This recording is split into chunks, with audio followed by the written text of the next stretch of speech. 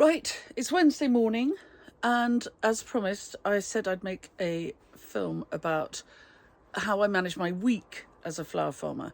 All people running small businesses, this is definitely a lifestyle business, and so I need to make it work for me.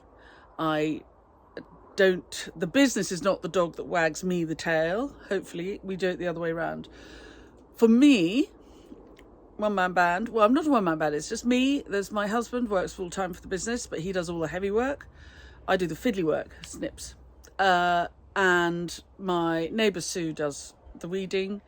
And then I have Nick, who helps with the website and the online stuff. And my bookkeeper, Karen. And that is our little group of people who run this business.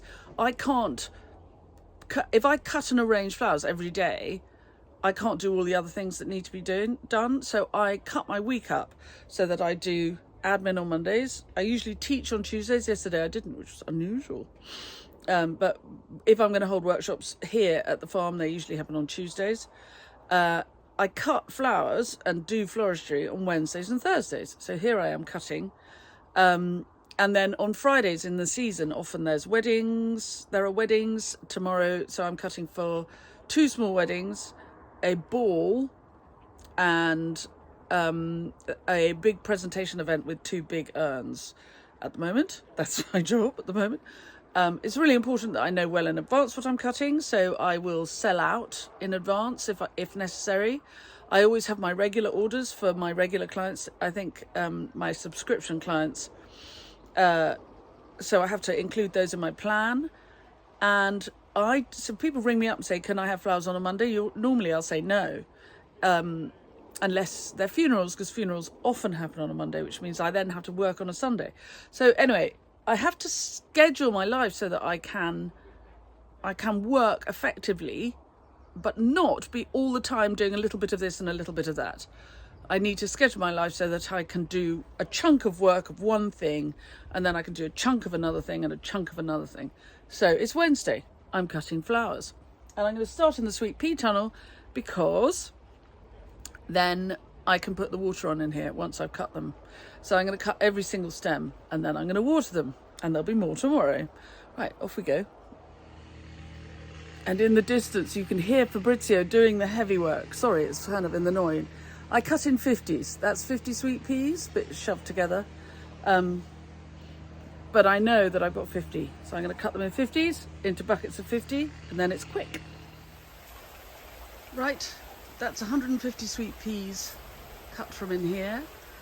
And now the water's on. We water from above because it is the law in the UK that unless you are using water from a water butt, which in our case would have to be giant, you mustn't leave watering systems lying on the ground for fear of pushback into the mains watering system. And so all our watering systems are off the ground, but it looks pretty. It's like a little jungle rain shower going on in here. If you find any of the tips and tricks I give you in these clips useful, then you can always buy me a coffee. The link is in all the blurbs of all the pieces, and please subscribe to the channel and press the bell icon, and we'll tell you when we've got more clips coming up. I'm very glad I mowed this path yesterday because it means I can see whether the biennial seedlings need watering. They don't. In fact, I have just poured the extra water out of the trays so they don't drown, and I can see whether my perennial phlox are flowering. This is a very wild corner of the garden. On the left is normally in the spring, it's all our narcissi.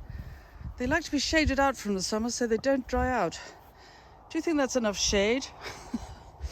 And I've already cut some of my phlox, but look, it's just budding up really nicely, and I'm going to have some of this feverfew and a few more. Oh yes. Hopefully you never see my garden in really full flower, because if it's in really full flower, I'm not cutting it and I'm feeding my compost heap and not my children. This lovely rain in the night means that the meadow is leaning at an angle. This is the Gilly orchard because my mother gave us the trees and her real name is Gilly. Here's the view from the other way.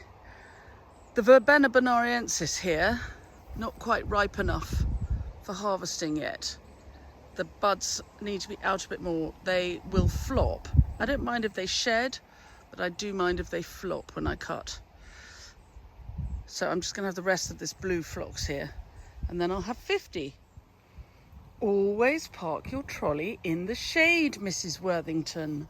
Always park your trolley in the shade.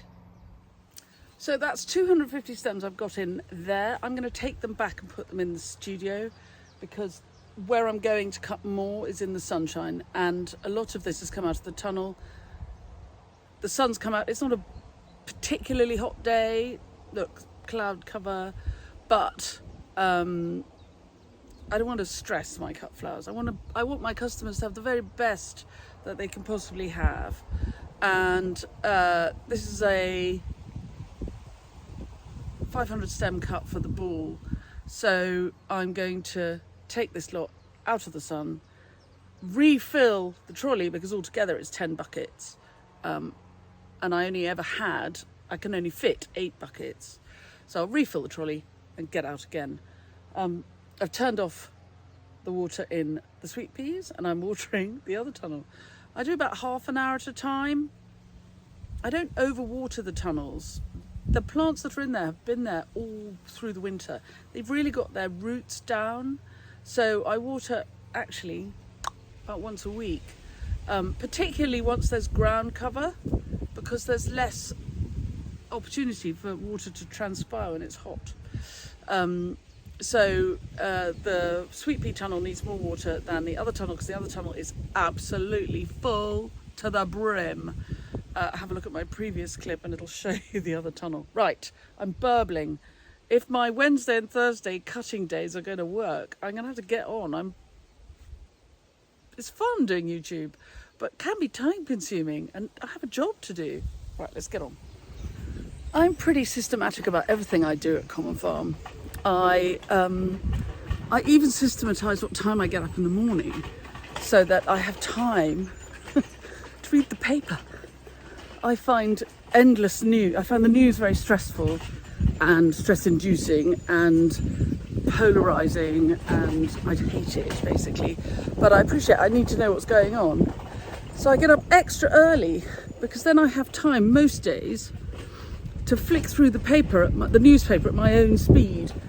And at least with the paper, well, hopefully I'll get a relatively balanced version of the news. I won't get grumpy voices arguing with each other and trying to be popular at the same time. And I'm systematised the way I cut. So I always start in the tunnels and that patch, which we call the piggery, because the space was first cleared for us by a couple of pigs called Diocletian and Occy. They were Old English lops. I always start there because it gets hot in the tunnels. So even if I'm cutting early in the morning, it gets hot there quite quickly. So I start there, cut there, and then I can turn the water on. And then now I'm up here cutting the roses. Lots to cut up here. Roses, alchemilla, penstemons, alliums. Detail, lots of detail. Right, let's get on. In rainy weather, I've said it before and I'll say it again, be careful not to crowd buckets with roses in. You'll bruise them and they're worth a lot of money. Right, that's the school ball done. Now I have to cut the school prize giving. 2 pedestals. I'm doing a pedestal demo, by the way, on Friday night online. You can book a place via my website and I'll show you how to make a really big, enormous pedestals. So I'm cutting 2 of those for a school prize giving this afternoon, and my regular orders I'm going to cut this afternoon too, so that then tomorrow I can cut 2 weddings. When do I do the gardening, you ask? Well, actually, again, we're very efficient. I do things in big blocks. And most of my gardening is done at the weekend. And then I have my lovely neighbour Sue, who does 10 hours a week between February and November, most weeks. Not every week, sometimes a little more, sometimes a little less. And obviously Fabrizio, who is full on all the time. But for a 7-acre plot, half of which is kept wild or full of orchards or patches of woodland, it doesn't take that much time. It takes people being efficient. Anyway, there you go. That is my week. There's my trolley in the shade. My week is Monday admin, Tuesday teaching usually, or planning teaching or whatever. Wednesday, Thursday cutting and floristry. Friday often weddings, if not gardening. Weekends gardening. I do take time off and I work as cleverly as I can so that, yeah, I feel as though I get plenty of time off. It sounds as though I don't, but I do, because this is a lifestyle business and the point of the exercise is to have a nice time earning a living, doing something you consider valuable. I'll consider that trolley a valuable thing, not just for me, but for the environment around me. And having a nice time, not being the tail that's wagged, but being the dog that wags the tail. That sounds like such a horrible thing. Anyway, there you go. If you've enjoyed the clip, please subscribe. If not, and also press the bell icon and we'll tell you when we've got more clips coming up. And thank you very much for all the coffees that have come in. It's been a busy week on the coffee front. Thank you. Little curtsy. And as you can see, a lot of coffees inspire me to make more clips because I feel as though you're enjoying what I'm doing. So feel free to buy me a coffee. The clip for the link for buying coffees is in the blurb for all my clips. Thanks very much for coming along, and I will see you soon. Right, there are 10 mixed buckets for the school ball. Very pretty, though I say it myself. And then on we cut, adding in 2 school pedestals for prize giving and a hotel drawing room. I know the spaces, I know where my flowers are going, I know the job they're going to do. Cephalaria gigantea to you, madam. And don't forget, if you'd like to see me demonstrate making a big pedestal, come along on Friday this week, 5 p.m. British summertime. And for that, you have to book a place through the website. So there we are. That's my week.